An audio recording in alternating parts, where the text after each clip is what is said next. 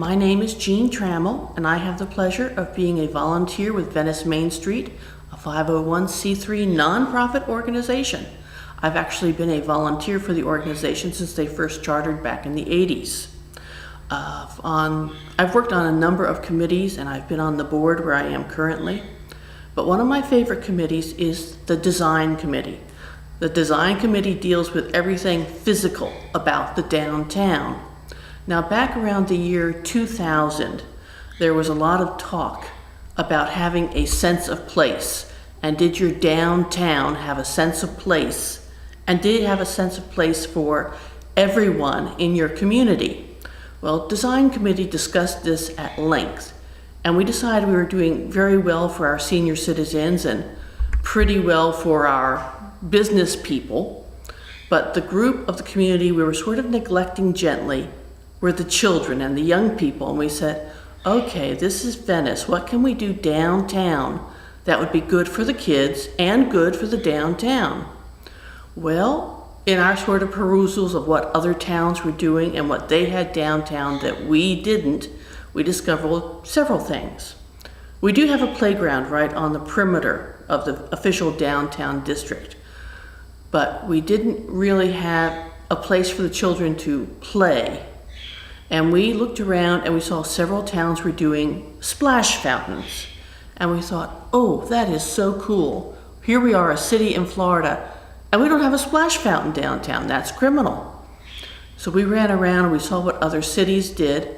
And first we scouted for a location in the downtown area. We found a corner in the back corner of Centennial Park that was really quite open. It really wasn't used for much of anything else.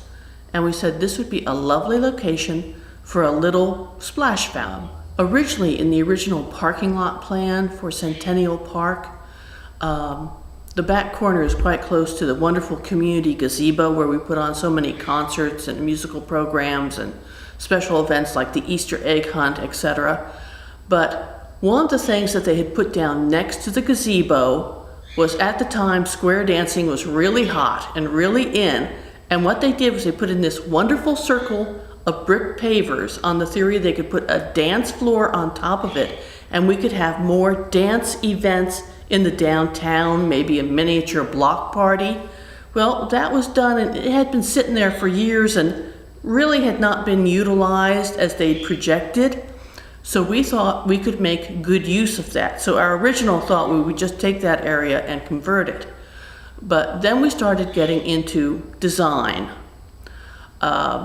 We found that we were somewhat limited in what size we could put there because we wanted to have enough of a green area around the fountain to buffer it against traffic and away from the sidewalks so the children would be absolutely safe.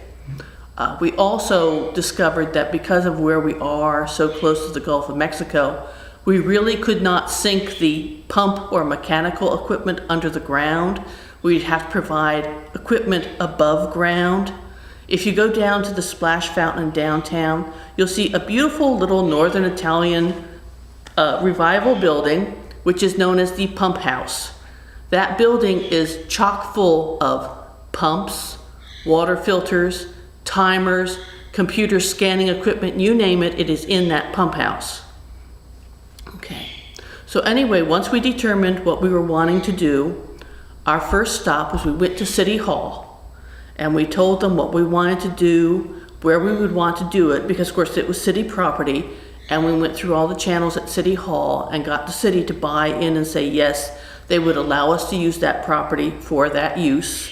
Once we built it, they would be willing to take on the maintenance and the overseerage, which was critical.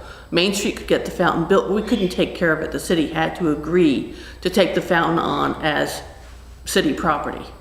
Okay, well, once we had the buy-in from the city, we started fundraising for the project. Now, this is really fun. Our timing was a little bit off, you might say, not due to us, but just what was going on in the world. Basically, we started fundraising, because usually the Venice community is very generous, especially with projects that have to do with children. But quite frankly, we started our fundraising, and there was a major hurricane, and everyone in the world was sending money to the hurricane victims, and they kind of thought that the splash fountain could wait. Okay, and so we backed off a little bit, then we came back, started fundraising again, and then unfortunately we had the terrible tragedy of the 9/11 event, and everyone was very focused on New York, and once again, you know, an intergenerational fountain could be put on the back burner.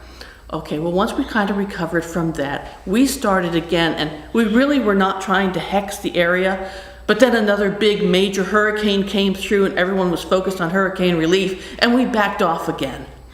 Okay, well, by then, you know, we were selling bricks, and we designed a perfectly wonderful little children's t-shirt. And I say we advisedly. We actually held a design competition with some of the school children, and one of the children's design was the winning design, and we made a t-shirt out of it, and we sold it, and those funds went to help build the splash fountain. We put out a proposal to some of the local schools saying we wanted a design for the youth fountain that we could use, especially during the fundraising campaign, etc.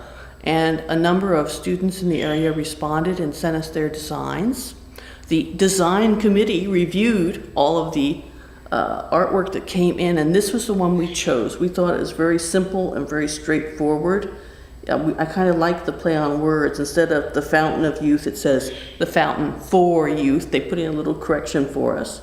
And they show a fountain, and they show a mother and a father, and a little child pointing at the fountain, eager to get in. And of course, a beautiful piece of Florida sunshine. We had to have that. And we had these on t-shirts and we're selling them for quite a while. I believe the young lady who won the contest, if you know Chef Rolf in town, is one of his daughters. And they were just absolutely delighted when her artwork was chosen. They didn't let us keep the original. They came and took it back.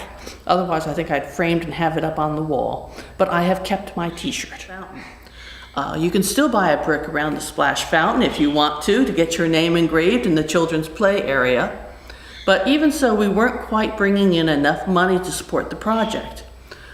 We approached the Gulf Coast Community Foundation of Venice with a grant application, and they very generously stepped forward and supported the youth fountain. They were absolutely wonderful to that project because they understood the importance of social gathering places in downtown. And they've been very pleased, I think. We built the project. We, quite frankly, were very, very careful. We spent a lot of money on monitoring equipment, and we even lit it so it's pretty at night.